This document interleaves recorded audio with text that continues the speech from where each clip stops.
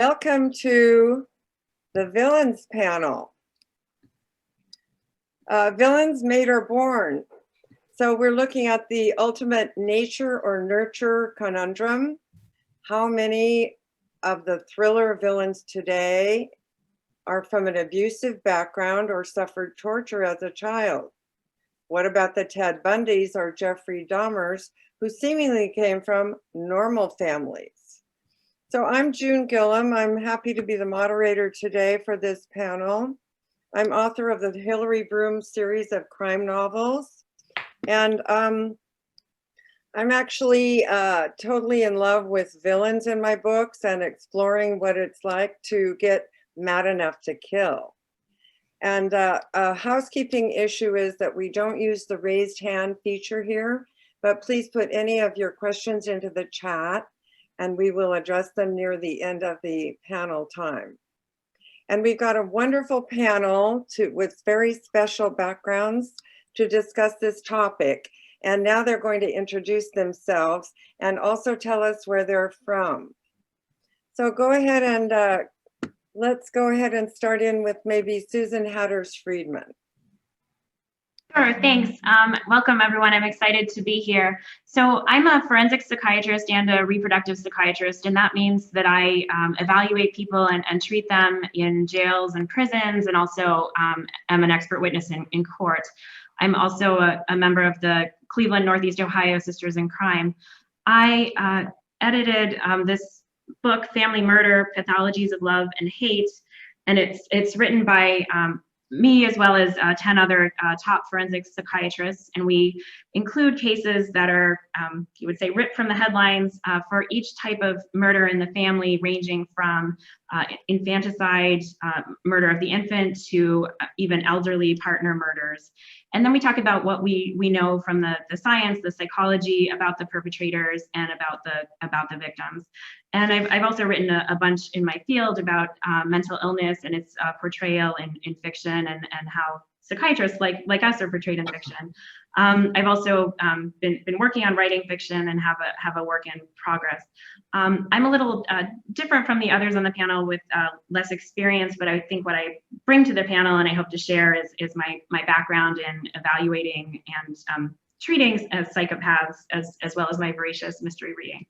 Thank you for having me. Great. Well, we have two Susans, so let's hear from Susan Hammerman now.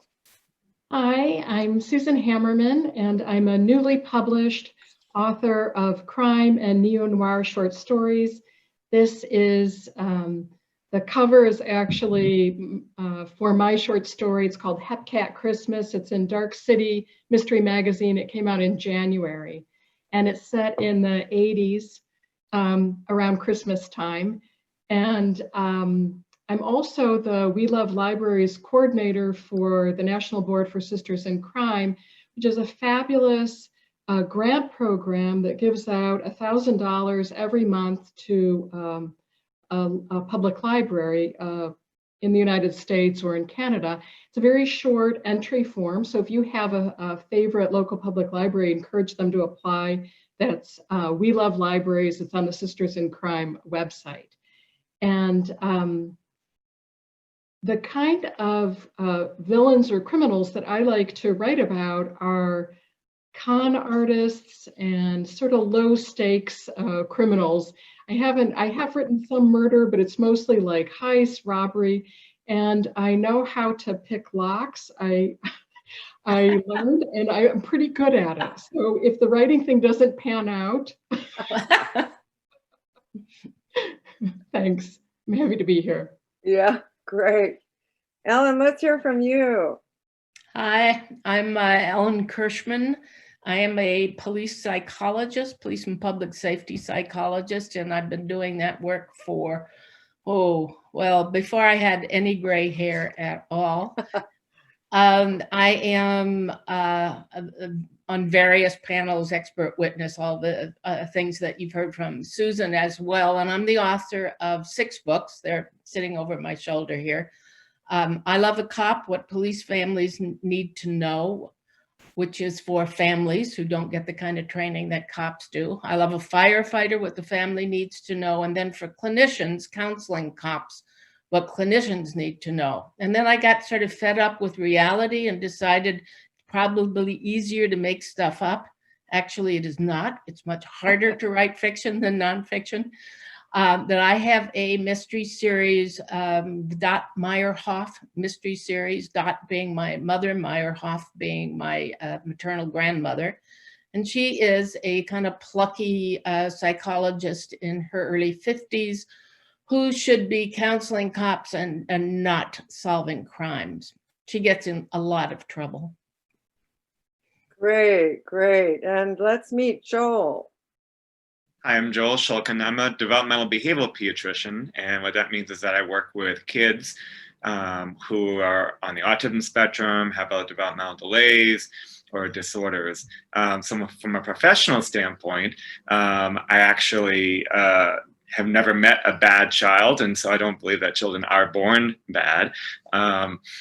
But I have also written several articles for Dan Cobalt's science and fiction blog on autism, ADHD, and Tourette syndrome for writers. Now, that being said, I also have just published my first medical thriller novel, which is next to me here, Adverse Effects. And in these novels, I do get the chance to explore psychopaths and is actually a mixture of the true contract killers as well as kind of those sneaky villains who you don't see coming. In Adverse Effects, it's about a psychiatrist who is self-medicating for amnesia, only to find that when 2 of her patients commit suicide, that she needs to find out the reasons why and to fix the drug before she becomes the next victim. And I live in St. Petersburg, Florida. This is my first time on a panel at BoChaCon. Wow. So you are in Florida right now then, right, Joel? Yes, yes. And this is your first time on a panel. Well, that's very cool. How about raise your hand if this is your first time to be on a panel, the other 3. Okay, Susan, great, great. Where are you located? Chicago, I forgot to say. And Ellen? I forgot to say, I'm in the Bay Area, about 30 miles south from San Francisco. Okay, great. And Susan Hatters Friedman? I also forgot to say I'm in Cleveland. Okay, so we're all over the place. I'm in Fairfield, which is near San Francisco Bay Area. Oh, sure. Yeah. So, our panel, our panel was set up to look at an either-or situation. But I think most of us realize that it's very unlikely to have any kind of villain that's either all born that way or all made that way. But when I think of that, when I thought of that, when I first read the panel description, what popped into my head was the movie The Bad Seed. So that kind of places me as an older citizen because it came out in the 50s. And that main character, that girl, she seemed to be born to be bad. It didn't seem to be a situation where she was having an atmosphere around her that was causing it so much as that she was just pretty much evil. And so I thought we could start off with the notion of anybody. I know that Joel said that he hasn't seen any kids that he thinks were born to be bad, but has anybody ever either noticed that in real life and or in fiction when you're reading any fiction or in your own fiction? So go ahead and let's hear if anybody has heard of that. I think the villain in No Country for Old Men is really on the nature side of the scale. He's more like a force of evil. So I presume he's a sociopath, but there's very little humanity there. And I think what's most interesting about him is the way the other characters in that novel interact with him. So there's a fascinating scene where he's in a gas station and he asks the person who's ringing him up to call the flip of a coin, heads or tails. And it's quite clear that what he's playing for is his life. I think that seems really fascinating. So he, I think, is my favorite on the like full straight sociopath side of it. Others, example. anybody else? So in Jennifer Hillier's Jar of Hearts, there is a couple of characters. There's Calvin, and then I don't want to give away the plot if you haven't read it, but there's another character who she pretty much comes right out and says that because of the genetics, he is also a killer. And I actually talked with Jennifer about that a little bit. And I was like, no, it's not just genetics. It can't be just genetics. But that was one case where it really was this. And there's also bad circumstances as well involving adoption and abandonment. So clearly it kind of led to that idea that it wasn't solely genetics. There also was some nurture involved as well. But they seem to be pretty clearly present, though, the genetics. Yes, but it's one of my favorite books overall. How about, go ahead. I'm with Joel. I think it's got to be a combination. None of us are born as a kind of a blank slate. We have various neurological systems that are tuned up one way or another. Some people are really hot reactors, and other people are sort of more mellow. But when when there's the misfortune of having someone who has perhaps a hyperactive, let's say, neurological system, and then winds up in a terrible home, then that really ups the chances of them getting into trouble of one sort or another. I really prefer what I call the hapless villain, the person who really commits crimes and gets in lots of trouble because that wasn't their intention. Their intention was to be more loved, to right a wrong, to not lose something that was very precious to them. And they are not evil people. That's a morality term in my book. So they're just trying to sort of live their life, and they make some pretty dumb decisions. Go ahead, Susan Hatters. So I was going to say, when I saw the topic of our panel as well, and I was thinking about different books, and without wanting to do a spoiler either, I was thinking about the book Defending Jacob, which is a miniseries now as well, which brings up the nature nurture question without ruining it. Great. Okay, so Susan, let's continue on with you, and let me know who is your favorite villain in fiction or film, and where they would fit on this continuum. So I think for me, asking me the question this year, my favorite villain is Joe Goldberg from Carolyn Kepnes's book You and her series. And it's also a series on TV now as well. And where he fits, so Joe Goldberg is the protagonist. He's this stalker, and he does things to right wrongs and to get himself into relationships.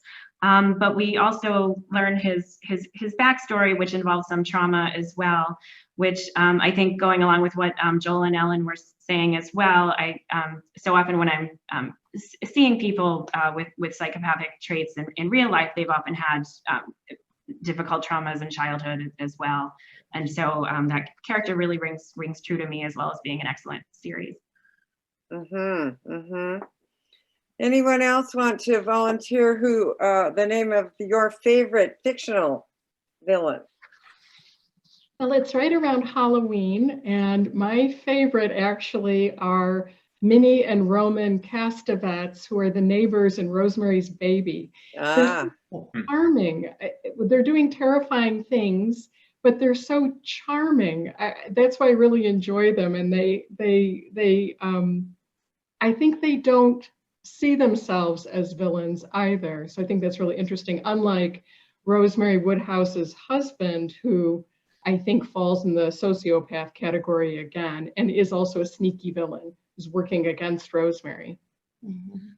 I don't tend to have a favorite villain because I really need to feel some compassion for people in order to connect with them. And it's hard to feel compassionate to certain villains, of course, and also I probably can only go back in my memory to the last 2-3 books I've read. But what occurs to me is with the guy, can't even remember his name, that so-called hero in Breaking Bad.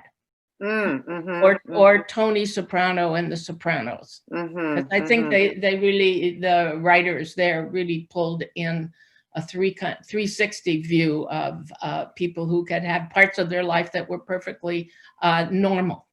And yet they were doing these hellacious things in their off time. Right.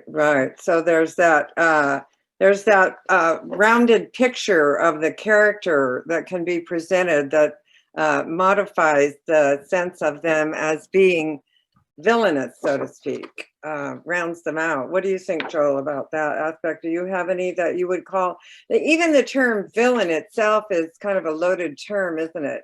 Go ahead, Joel. What do you think? I'm a big fan of the villains who think that they're doing right. And I think I'm a big comic book fan, so I think my all-time favorite is Dr. Doom, who's never been really well portrayed on screen. But he's like the classic despot who believes that by his power he can, by taking over the world, and then he can make peace. Basically, he can bring order by taking control.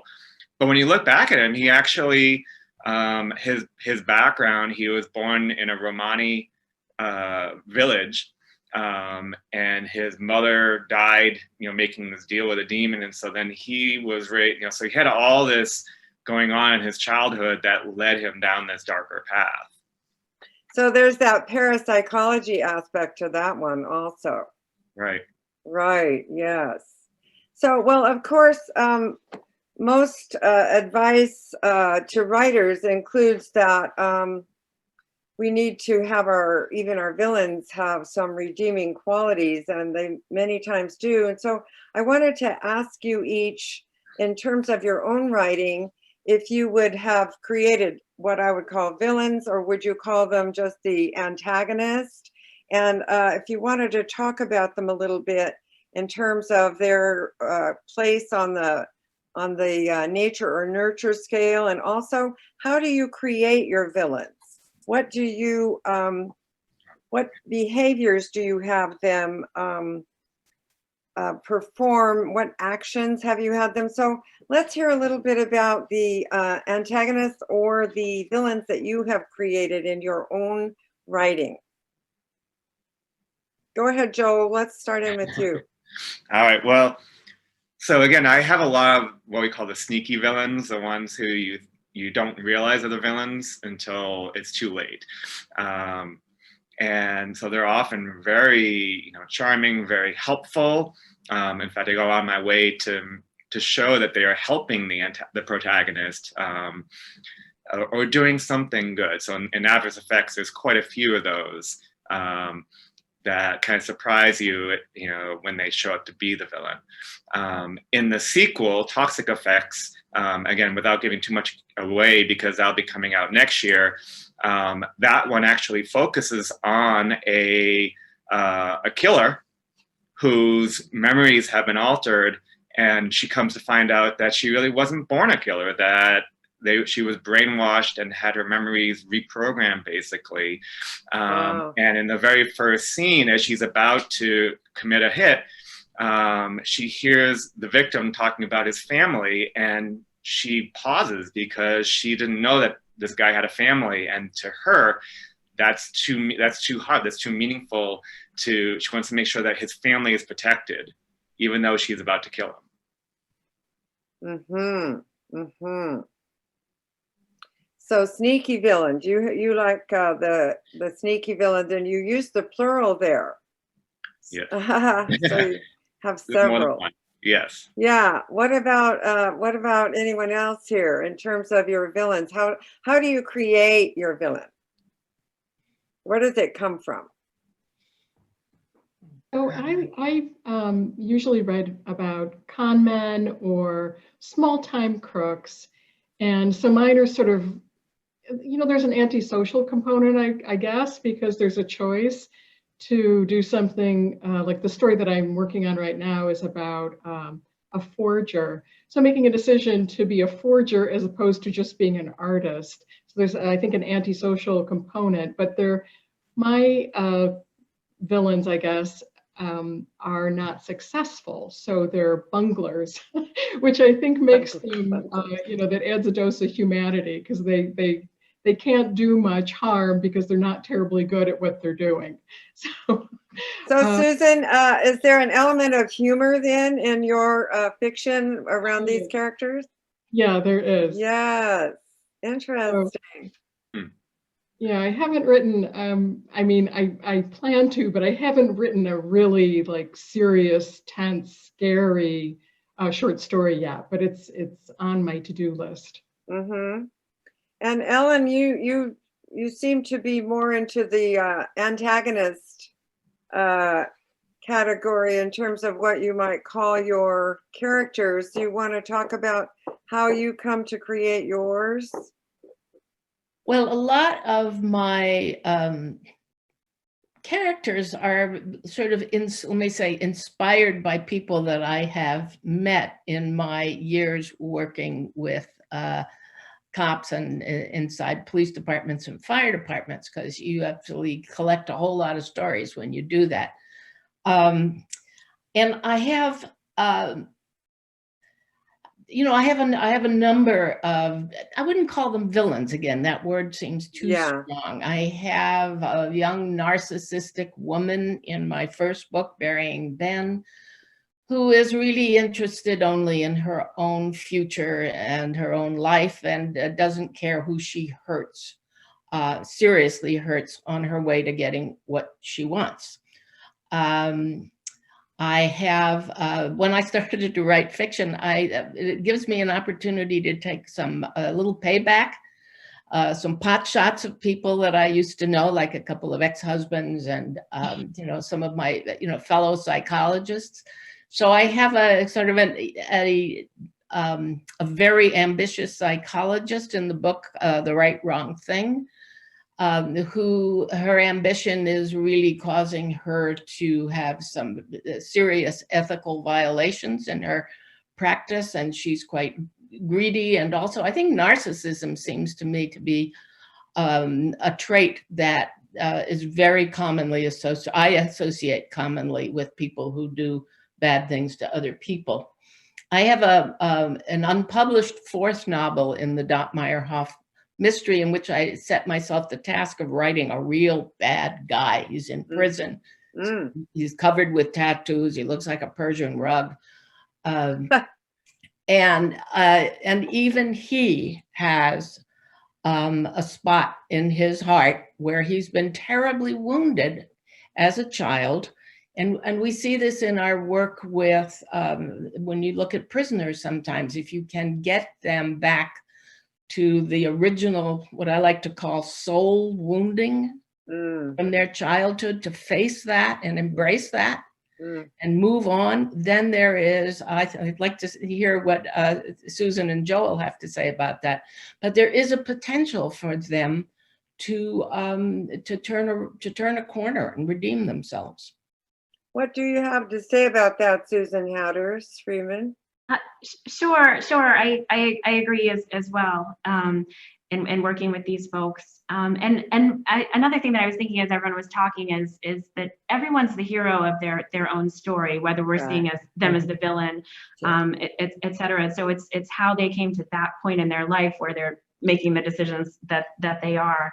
I agree with Joel about liking sneaky villains, and then another what I've been playing with in my writing is as a society, I think we often have a misperception that people with mental illness are violent, et cetera. And so as characters, those with mental illness, and then were they actually the perpetrator or not? Good point. There's a book by Wendy Hurd called Hunting Annabelle, and in it, the main character has, or is believed to have schizophrenia, and that everybody thinks that he's the killer, and that, you know, without giving away, you know, it turns out not to be the case. But I think that is a good point, that we don't want to be stigmatizing as, oh, they have mental illness, therefore they must be the psychopath. That's one of the big problems that's happened with autism. That clearly, I mean, most autistic people that I've met have been some of the nicest people ever. And I think going back to the other comment too about, I think the villain's redemption is a very popular story now. I mean, we've had everything from Megamind to Regina on the show Once Upon a Time, you know, and so I think the idea that anybody can come back is really something that most people want to hold on to. And I think that does make those characters more intriguing. Susan Hatters Friedman, I know that you have a novel in progress, right? Yes. And so I'm curious as to how you did go about creating your villain or your antagonist in the work in progress. I have multiple potential villains in the work in progress, and but I think like Joel's talking about the sneaky villains with perhaps psychopathic traits or the narcissistic traits that Ellen is talking about that are so often hidden, except for when we notice, like the mask slip, et cetera. And I wonder. I didn't do it when I was introducing myself. Would now be a good time to talk about what psychopathy actually is, and have others join in as well, or? Sure. Go ahead and talk about that. And then after that, we're getting quite a few questions in our chat about elements like genetics and also elements like adoption. If people want to talk about those, go ahead and do that right now, Susan. That's a good time. Okay, great. So psychopathy, what the term we're using when we say psychopath, it's first of all, it's a different thing than the term psychotic. And psychopath, if you want to find a really interesting book, it's from the 40s, and it was by a psychiatrist, Hervey Cleckley, when he was first describing this in the 40s. It's called The Mask of Sanity, and it's kind of mind-boggling because we saw Iago and others like way before this, but it wasn't described until then, really. And the reason the book was called The Mask of Sanity was because it's this idea of this mask, this way of acting in front of others that's not how the psychopath truly is, and it's taking on mimicking the traits of other people. But when that mask is gone, what you see is a real superficiality of the charm. So people who seem like very charming, but it's really just a surface thing. Lack of remorse for behaviors, which we certainly see in crime fiction, not being truthful, having idealized versions of one's self, and really just not having the normal capacity for relationships that the rest of us have. And so this is, in the general population as well as in prisons. We see it in about 1% of people in the general population in adulthood, and much higher rates, obviously, in prisons, et cetera. But so it's a very specific piece of things, and as Ellen was mentioning, the narcissism as well. And I just wanted to bring up kind of what it is that we're thinking of clinically when we're thinking of a psychopath, and I'm sure others have things to say about that too.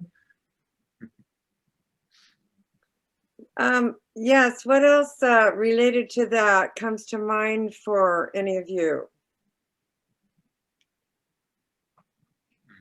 I'm thinking of the Dr. Jekyll and Mr. Hyde, fabulous, very, very short book that was so intriguing in terms of doing the flip-flopping, in terms of what would that situation be in terms of the real psychological cause of something like that? So that's an interesting one. I think you'll find that people have written about bipolar disorder, but that doesn't do it for me. I really, yeah, it's like maybe it's something drug induced that can, you know, make you change like that. But yeah, it's not consistent with bipolar disorder, manic depression, which you'll see because the change is so quick, and it seems to be when it's desired rather than bipolar disorder is not under the person's Joel control. is shaking his head. Joel, what do you have to say No, about that? I agree. I think the closest that might come to that Jekyll and Hyde would be a dissociative fugue, you know, where you're what they used to call, you know, split personality, where you actually have two complete characteristics. Because bipolar really is just, it's an alternating between depression and a manic state. It has nothing to do with change in your actual personality or your values or your virtues. And even with the dissociative fugue, I think it's less common that has really been shown to be, you know, the cause of somebody who becomes. So that would be more just sort of dramatic, fictionalized. Yeah. Right. Now, I was going to also add that the idea that somebody has multiple personalities, that is really more something you find in fiction than in real life. It is a very rare, if anybody ever has seen one, condition. you know, it was so popular quite a number of years ago. Was it Sybil? Was that the name of the book? Yes. Yeah. Yeah, it seemed to be quite scientifically valid for a while, and then it's sort of gone out of, I guess it's been disproved. Is that what you would think has happened to that? Susan, let's turn for a second to, I know you write short stories, right? Yes. So in your short stories, have you noticed that your antagonist or villain, so to speak, would be, how would you compare that in a short story, that kind of character, to one like that in a longer, like a novel? Do you have a sense of what you do to make it so that it fits into a shorter form? Well, I think in a short story, you don't have a lot of room to mess around. So, you know, it's maybe 4,000, 5,000 words. And so I think one of the things that has to happen is you have to get your character across as fast as possible. So the protagonist and the antagonist or the villain. And because the plot, you know, the arc has to occur in about 10 or 12 pages. And so I think for me, one of the things that brings any character, the antagonist or the protagonist, to life is getting an idea of how they speak. So the words that the character uses, the tone, are they timid? Are they aggressive? Once I can hear them speak in my head, then I know everything else. So like a character profile, you know, I tried doing that at first. And so knowing somebody was born in, you know, 1973, March 11th or whatever, that didn't help me until I understood how they speak, and then I could fill that in. How do you find, you know, that's related to a question we've had in the chat, which the questions are so interesting that I'm going to actually bring them up sooner. The question is, how do you get into the antagonist's head if they're nothing like you? So Susan, when you're talking about you need to hear them speaking, where does that come from that you can actually, do you like, I know a lot of times we've been advised to just sit in cafes and listen in and eavesdrop to people's conversations for dialogue, but of course we can't do that with COVID. But where does that come from for you, Susan, to hear that? Well, I do eavesdrop. I mean, I remember I remember conversations. I'm going to fit in the term solid dollar somewhere at some point. I love that expression. I think it means a dollar that's not broken into change. But I think that, you know, I don't know if my other panelists might disagree, especially since they have medical backgrounds, but I think every character really is generated. Obviously, there's a part of yourself in it. And it's just like a totally exaggerated version of yourself. So I think that's where it starts. And then there's like components of other people that you know, or other people you've seen in movies or television or whatever. It's like a conglomeration of that. But I think there's a component of yourself in there. So there's a I think component. that's where it sort of starts there, or does it just kind of all come together from the outside and the inside and the voice? I love that idea of creating a voice for your antagonist, that you can hear them talking. Yeah. Other Yeah, people related to this point. I mean, I think it's kind of like acting, you know. I mean, when you see actors like Johnny Depp and you know, that they can put themselves into these, you know, a whole range of characters, good and bad. It's the same thing, that as a writer, we just have to take all those thoughts that, you know, we often tend to filter out, and just kind of, in a safe way, let it come out and say, okay, well, what if I was in a situation? What if I was a different person? What would I do? Would I act on the impulse? You know, we always, you know, as a parent now, I'm always thinking about all those horrible things that could happen to my children, and trying to, you know, and always being completely safe, but thinking from the perspective of, well, but what if I was a person who was committing that? What would they be thinking? You know, and not thoughts that I really want to be having, but from a writing standpoint, they're useful to do.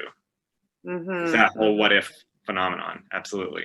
I would say that having empathy for all of your characters, even the ones that are doing bad things. And to me, there was a great article in the New York Times this morning on empathy. I posted it on my Facebook page. And to me, empathy, I have a physical image that goes with that I run around behind the person and look out at the world through their eyes. And there, you know, as I think somebody else on the panel said, we are all, none of us are sort of Johnny One Notes. We all have, you can call me any name in the book. Sometimes I'm a bitch. Sometimes I'm lazy. Sometimes I'm a slob. Sometimes I'm really nice. Sometimes I'm not nice. You know, so I can pull on all of those things from myself as well. But I really find the most helpful thing to me is to try to get behind the character and see the world the way they see it. Any thoughts, Susan? Susan Hatters, you any thoughts on this aspect? No, I would echo what Ellen said, and I mean, that's been so important in my work as well as writing too. Yeah. So one of the questions from the audience is it easier for those of you who are in the field of psychology to create the villain type of character? I would sort of think that it would be. What do you think about that in terms of just coming up with the character? Like Ellen wants to get behind that character, like be in their shoes, right, Ellen? See the world through their eyes. And Susan wants to hear their voice. But with you, Susan, Hatters, Friedman, and Joel have a lot of experience in that field. And so you have almost, I would say, a wide span of possibilities to choose from that you see in your line of work. So how do you go about picking how to create an antagonist?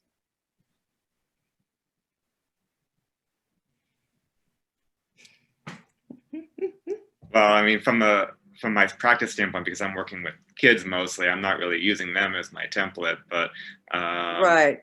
But a lot of it really just comes down to what's going to work for the story and what works for the scene. But Joel, what I was wondering about you is, I would think that you would be able to construct the backgrounds, yes. You know, the backstories that Right. we need to have to really understand our villains. Yes, that's true. And so actually before this, when I found out the panel, I looked at some recent studies looking at sociopaths and found that when they really looked at like callous traits in adolescence, going into adulthood, what they found that most of them had some vulnerabilities, like they had maybe a genetic vulnerability, they had something else, but then it was those experiences that shaped them. And a lot of it had to do with the parenting. If the parents were not nurturing, if they were not providing that support, that then the children didn't develop that empathy. And that, of course, goes into the core of what I do, because working with autistic children, the core of what I'm doing really is teaching parents how to understand their children, how to develop that connection, that what they call the interbrain, where it's that relationship between the child, so that instead of sitting there and saying, why isn't the child responding to me? It's, well, how can you respond to your child? And so that's why we see that these children can really grow and develop into fully fledged, compassionate people. Well, if they don't have that experience, and you have a parent who, for whatever reason in their own background, they're not able to provide that, then that puts the child at a disadvantage. And there was a study or a theory that they have that they actually called the dandelion children and the orchid children. Right. And it's with genetic vulnerabilities, that the children who are dandelion children are just naturally able to thrive in whatever environment they have. The orchid children, if you put them in the right environment, they will bloom even more than the dandelion children will. But if you put them in the wrong environment, they don't have that nurture, that support, that's where they wither and they fall apart. So I have a question for my fellow panelists. Since we're both saying how often PTSD or that, those the adverse childhood events are messing people up, how do we keep that as writers from becoming a trope? Right. Yeah, Leah, let's talk about that, because that has a lot to do with individualizing each specific character, doesn't it? We do have a comment from the audience about many people's darker layers are coming to the forefront nowadays through people showing themselves one side or the other on Facebook and Twitter, and then we have quite a battle going on nationally between one side thinking the other side is a villain, and then the other side thinking the other side is a villain. So it's kind of a group villain culture that we have in right now, isn't it? Yeah.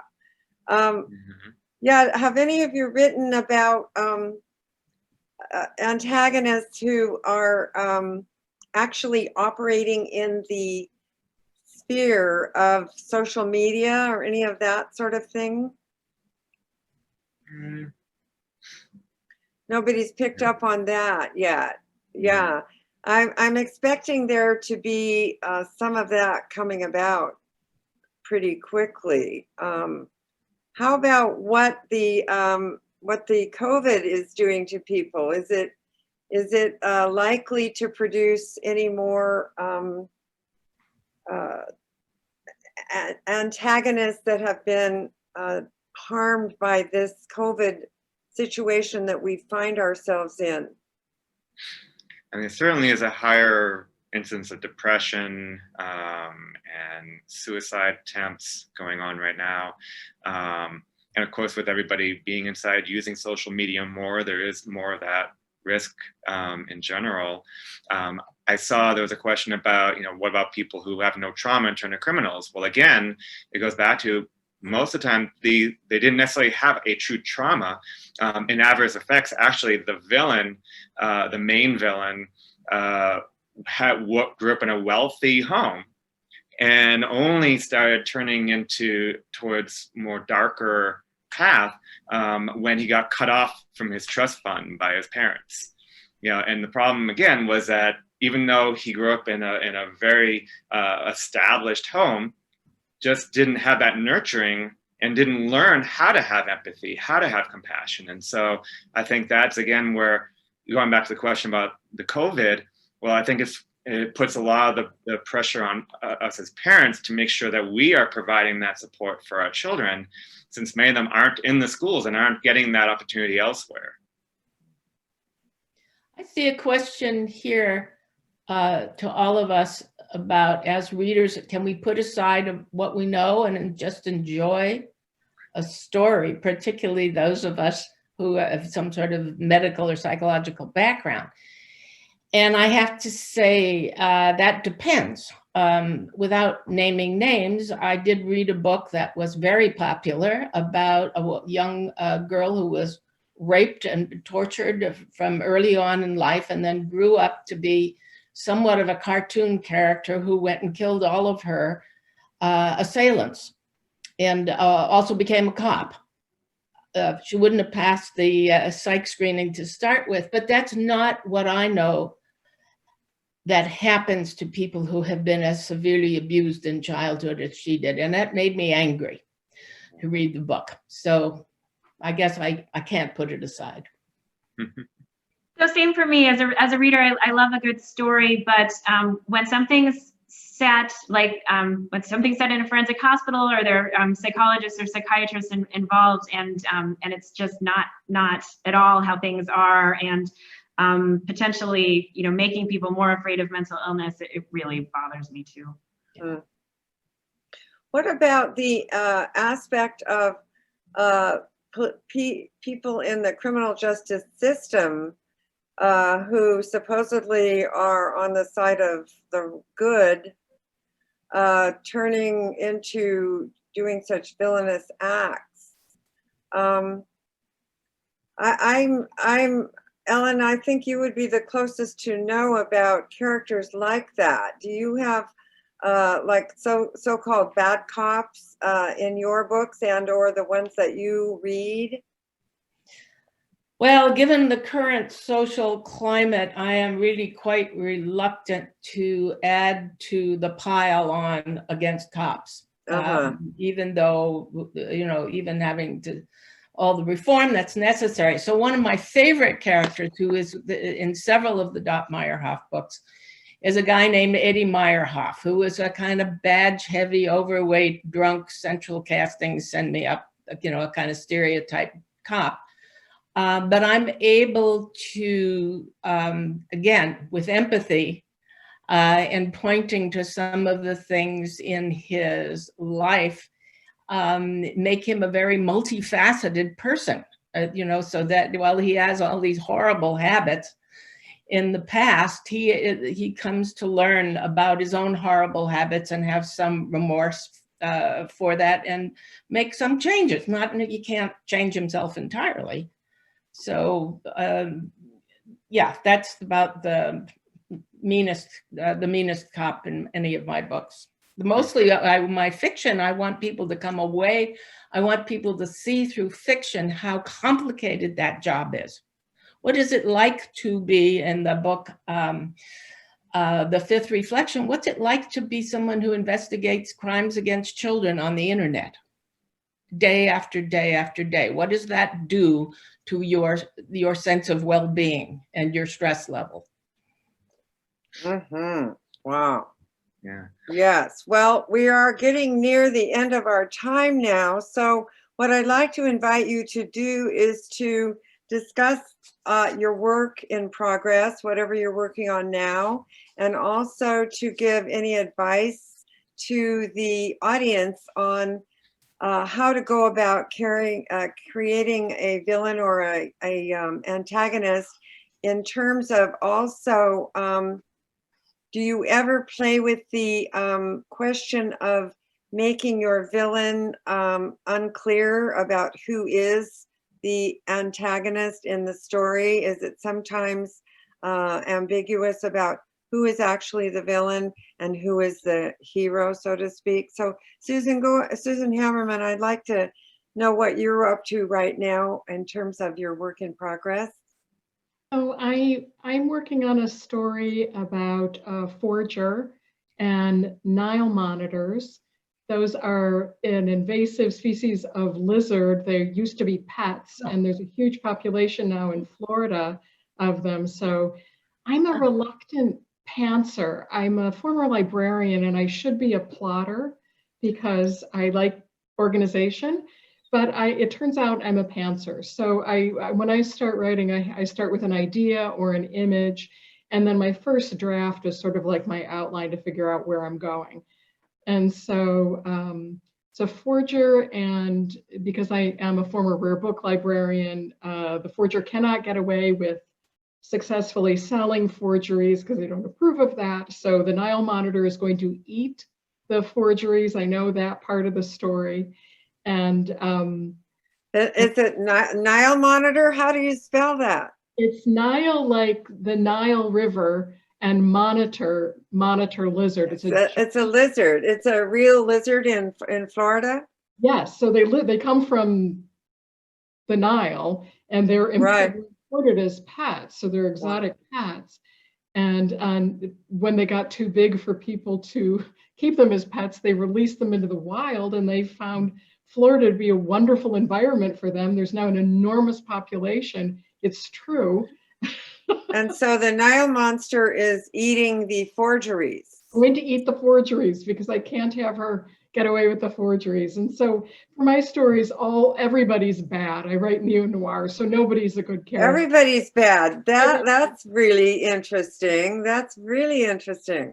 How about Ellen? What are you working on right now? And what advice would you give for writers? Well, the pandemic has driven me to, I'm 43,000 words into a standalone novel that speaks to the last question on the chat. It is, the protagonist is an 18-year-old girl who discovers she's adopted, and that she's the product of rape, child rape. And so she knows, I think there's several people, again, not villains, but there's several antagonists in her pursuit for justice. Advice to writers: never give up. This is a job that requires a whole lot of persistence, and pay attention to your own voice, and trust other people's input, but be careful and cautious in who you listen to. Great. So Joel, go ahead. So right now I am actually about 6,000, 7,000 words into another standalone novel that is about a miracle cure and a woman who starts going in remission from end-stage scleroderma, but then it starts changing her in other ways. It's actually a shift from my other books, where in my other novels, most of the characters don't really know everything about themselves or have these dark secrets, even the protagonist. But in this one, I actually have a true villain, somebody who is just a contract killer, and we know what his motives are. Plus, it's also more of a straightforward medical thriller, whereas my others have a lot more espionage elements into them, and even some sci-fi elements. As far as advice, I think research is a big thing, and especially when going back to to Ellen's comments, about with police in the sequel to Adverse Effects. I actually have a detective who is a main character in both books, and I decided when everything happened with Black Lives Matter as early this year, that I decided I wanted him to face that that systemic racism in his own department, but in a very positive way, that he really is a good cop, and he's trying to find that balance between his duty to serve and protect, but also with what he sees as wrong. So I think it's important to do your research, to think about those different elements, and go outside the box whenever possible. And if you are writing outside of somebody who is yourself, get a sensitivity reader. Make sure that you have somebody, if you're writing a Black character and you're not Black, you're writing an LGBT character and you're not gay or lesbian or transsexual, make sure that you are getting somebody or transgender. Make sure you get somebody who is of that background to read it for you, to make sure that you are being sensitive. Great advice. How about you, Susan Hatters-Friedman? Hi, so I'm writing a protagonist who is a young female forensic psychiatrist and a mystery in a forensic hospital.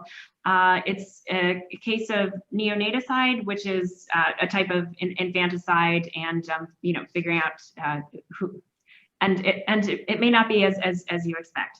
And then as far as advice, I talked to, you know, several authors about forensic psychiatric issues or psychiatric issues, and I think like the others are saying about sensitivity readers and research, to really reach out and talk to people, and as far as especially mental illness or mental health issues in novels. Yeah, that term sensitivity readers, I haven't actually heard that term before, but that's an excellent suggestion. Very, very nice. Okay, well, do you have any questions for each other before we sign off? I'm curious about people's writing process. Outline, not outline. Do you scrivener? Do you like it? Yeah, let's do a quick survey here. I am a combination of plotter and pantser, so that makes me a plotzer. Which comes first, Ellen? Oh, definitely the planner, pantser part. Okay, okay. So how about you, Joel? So I was a complete pantser. Adverse Effects was entirely like just written chapter by chapter. But now with this new novel, I'm doing more. I wrote out an outline first, and then it's still sketch bare bones, but then you know, pantsing from there. So Yeah, I go by pantsing also. yeah.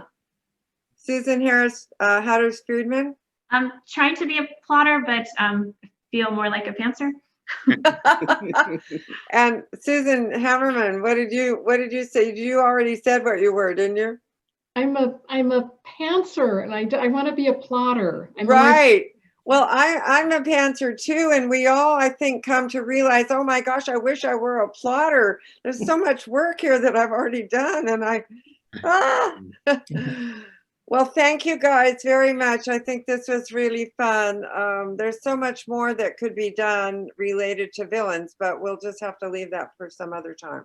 Great. Thank you. Thank you all. Thank everybody you out all. there. Bye. Yeah. I would like to add that one of the comments in the chat is, I can't wait for your books to come out so I can buy them. Yay. Mine's out already, so you can get it. Yay. Okay, Thank you. Thank Thank you, you. Jenny.